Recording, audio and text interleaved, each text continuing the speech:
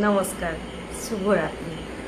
আমি এখন একটা ভিডিও করার ইচ্ছে ছিল না, তাও করছি। মাননীয় মুখ্যমন্ত্রী আমাদের বলেছিলেন 3 তারিখে যারা যারা ফর্ম ফিল আপ করবে তাদের অবশ্যই টাকা দেবেন। সেই মতো সবাই ফর্ম ফিল আপ করেছেন। টাকা পেয়েছেন কিনা আমি জানি না, কারণ আমি নিজে পাইনি। তাই আমার হাজবেন্ডের কিন্তু কোনো চাকরিও নেই আর কোনো বিজনেসও নেই। উনি একটা বেকার, উনিও MA অবধি পড়াশোনা করেছেন ইংলিশে, আর আমি বাংলাতে MA অবধি পড়াশোনা করেছি, বেকার। তো আমাদের যখন প্রাক্তন মুখ্যমন্ত্রী ছিলেন মমতা বন্দ্যোপাধ্যায়, তিনিও তখন লক্ষ্মী ভাণ্ডার দিতেন আমাদেরকে, তখন আমি পেয়েছি। তো আজকে হঠাৎ আমাদের ঘরে 3টা ফর্ম ফিল আপ করা হয়েছিল, যেহেতু আমার শাশুড়ি, আমার যা আর আমি আছি, তো আমারও ফর্ম ফিল আপ করা হয়েছিল।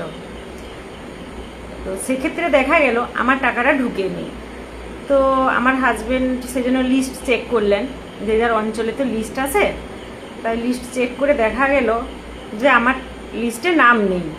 কি কারণে, কি সমস্যা বুঝে উঠতে পারলাম না হঠাৎ করে, কারণ আমার কাগজপত্র সবই ঠিকঠাক ছিল। উনি বলেছিলেন ট্যাক্স দিলে পাবেন না, চাকরি থাকলে পাবেন না, কিছুই নেই, দুজনেই বেকার, অথচ উচ্চশিক্ষিত। তো কি কারণে টাকা ঢুকলো না বুঝে উঠতে পারছি না। আপনারা কারা কারা টাকা পেয়েছেন অবশ্যই কমেন্টে জানাবেন, এবং কারা কারা পাননি অবশ্যই কমেন্টে জানাবেন আমাকে, কারণ আমার টাকাটা ঢুকেনি।